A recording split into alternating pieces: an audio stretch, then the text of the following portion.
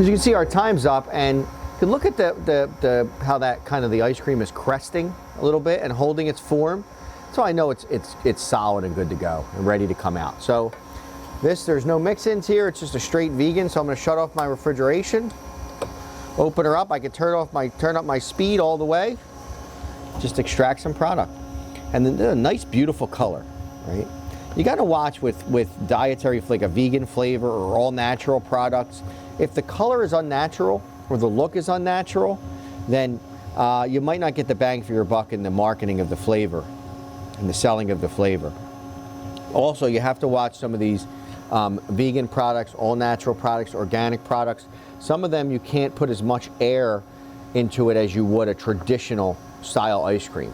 The mixes just aren't stabilized to be able to hold as much. So you might get a little bit less overrun, a little bit less yield. I'm targeting about 60 to 70% with this product here. You got a nice creamy, I mean, look at this. I mean, 5 years ago when we were first pushing some vegan products, even longer than that, you weren't getting a creamy finished product like that.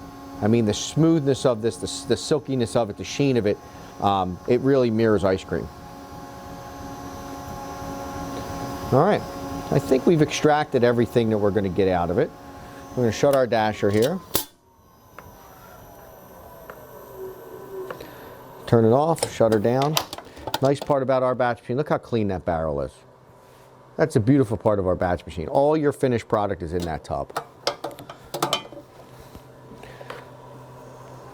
So, in a small time frame, we have nice key lime vegan ice cream.